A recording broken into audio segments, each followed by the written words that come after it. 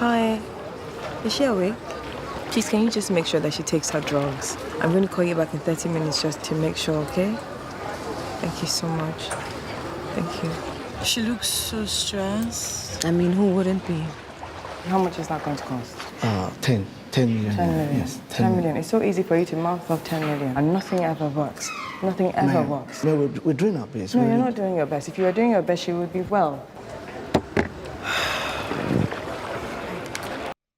Lara's financial woes. From the beginning, this show has had this unhealthy obsession with showing us how Lara's family is a total liability in her life. They're terrible people. Her mother is abusive, her brother is a total user, and worst of all, for this show, they drain her financially. Now, her mother has gone and become sick, the conniving bitch. It's cancer, and she's been sick for a while, on chemo for a while. So Lara has spent quite a bit of money on this. I wasn't feeling sorry for her or whatever because I was like, babe, you earn approximately $200,000 a year. You can pay for cancer treatment. Your net worth held in cash, real estate, stocks, and bonds is $300,000. You can pay for cancer treatment. Then I wondered, am I overestimating how much it takes to treat cancer in Nigeria? Am I being a total meanie to this poor little rich oil and gas girl? One estimate online has it that it costs approximately 30 million naira per patient to treat cancer. Let's say they underestimated it and it's twice that, so 60 million naira over a few months or even years. 60 million naira is approximately $36,000. So treatment would cost between $18,000 and $36,000. That's just 2 months' salary for Lara. The girl has assets worth $300,000. She just needs 10% of that to treat her mom. Come on. I don't understand why this is stressful for her. For an average person, yes. For her, no. I don't understand this financial crisis. Okay, alright. Allowing for the possibility that her mother was getting one of those specialized treatments where a single injection can cost anywhere from $20,000 to $25,000, maybe it really is draining her. The thing is, where I'm currently at, I don't feel sorry for rich people. And I don't feel sorry for men. I don't have it in me. I do not have the capacity to feel sorry for them. You have too much going for you. Far too much. And there are far too many people more deserving of my worry and concern for me to worry about you. Plus, rich people and men have no shortage of people ready to run to their side at a moment's notice. You'll be alright. You don't need me on your team of concerned people. I'm out. Stay safe out there. Concerning Lara's mother, I'd also like to add, I will always remember her as an abuser. I don't know if the film is attempting to do a rebrand of her from an abuser to a decent struggling single mother, or if it's Lara in her grief is selectively remembering the good parts. Let's go with the possibility that it's Lara's selective memory because of grief. Assuming that's the case, I'ma remember for her that her mother was abusive to her, took advantage of her, aided and abetted her reckless brother while he misused her money. I'm not going to forget that. I also considered the possibility that maybe it's not a rebrand by the authors or selective memory by Lara, but rather evidence that she was a person of depth, that she wasn't just this one thing I saw in season 1. Assuming that's the case, that she was a character with depth, it doesn't change the fact that I still think she was an abuser. A deeply fleshed out character who was abusive to her kid. How are you feeling? The same, my dear. The doctor says that we're getting a little better, but they wanted to do another round of chemo. I'm tired, Lara. I can't do chemotherapy anymore. Look at all the bills and responsibilities I've left you with. I'm going millions, don't you? You can't allow me to drain you of all you've worked for. One of the things that infuriated me and saddened me all at once was the talk about Lara's mother's bills draining her. Lara's mother herself says she doesn't want to drain Lara. The girls contribute to the burial costs, and if I had to guess, the hospital costs as well. Yet in all that time, as they talk about how heavy this financial burden is for Lara, they never once, even in passing, mention the fact that healthcare should be free. They don't even in passing consider how much harder this is for most people who earn less than 10% of what Lara earns. Why don't they wonder how other people, the majority of their countrymen, would pay for it? Is it a lack of curiosity, a lack of concern for others, short sightedness that makes the poor invisible? What is it? How does none of them even wonder about it? Like, that is so sad. Normal people, when talking about how heavy a burden is, how draining the bills are, would remark about how much harder it must be for ordinary people. Normal people would. This is so fucking sad. That's not even the one that's doing me right now, guys. Between my mother's medical bills, I can't even. It's completely draining me out. I'm literally at the point where I'm considering liquidating some assets. And I haven't been paid my salary in 4 months, and I have no idea. Tochi's not saying anything about when I might get paid. Because this is bullshit.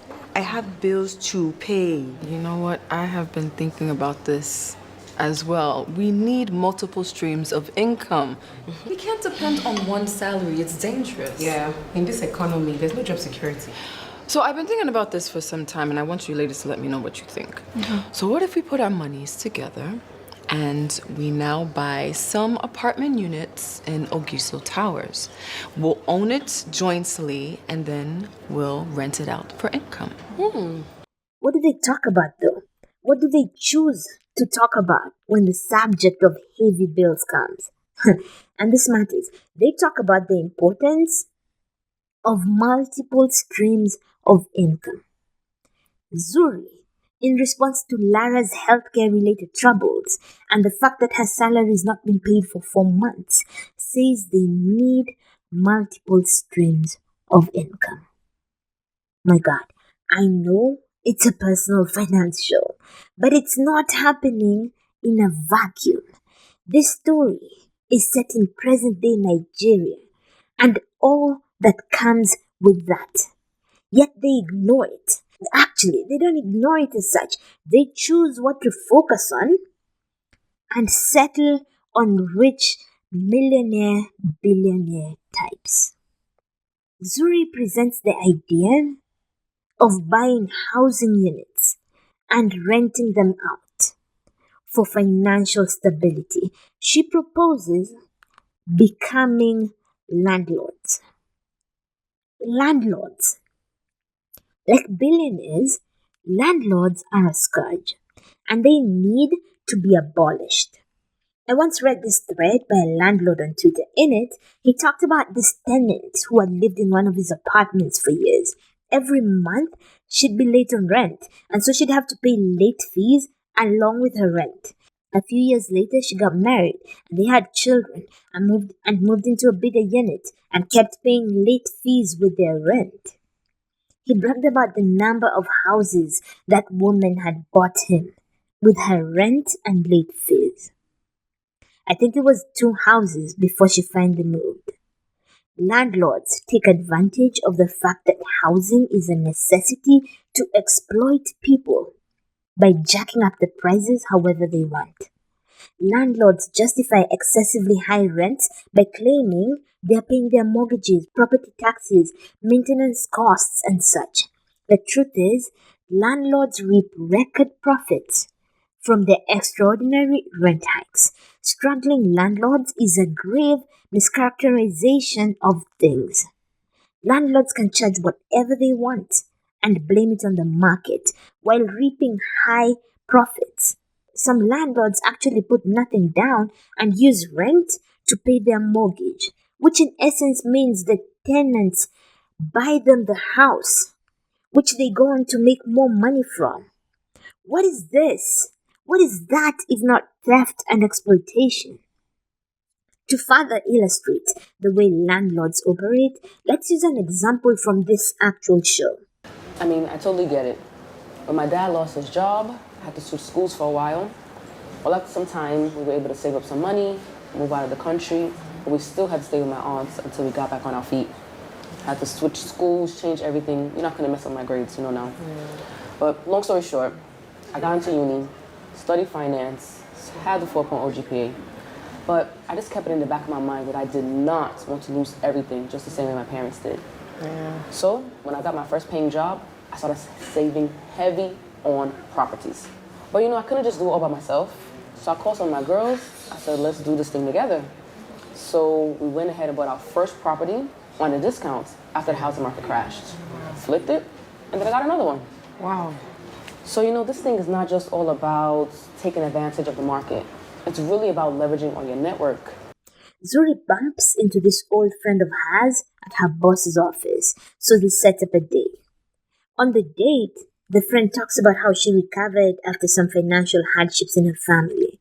She tells Zuri that real estate is easily one of the best industries to build wealth in these days. She says when she got her fast-paying job, she started saving heavily in order to buy property. Then she pulled resources with her girls and they bought their first property together on a discount after the housing market crashed. They flipped it and bought another, and so a hustle was born. Did you get the part where other people's misfortune was their blessing as they got the house cheaply? How is this something to brag about? People were losing their houses, their homes, and you were profiting from their suffering and calling that a smart business move. This is landlords. They're cannibals, vultures, a blight on humanity. Landlords are the reason housing in so many cities is unaffordable. Landlords and speculators are the reason rent is at a record high in many cities. People who use housing, a basic need, to exploit people and price gouge are people we do not need in any decent society. Zuri and Co. may be targeting high-income tenants so they are not exploiting low-income people. Still, the presence of landlords in any society is a net negative. As long as a basic need, like housing, is made a function of market forces for landlords to price as they see fit, we will never solve the housing crisis many cities are facing. A system where housing is a way for developers, lenders, and landlords to make money is one that will never concern itself with meeting people's needs. The pursuit of profit will always be prioritized over people's needs. So landlords must go. They exploit tenants and uphold an exploitative system that places profits over people. No more landlords. No more landlords.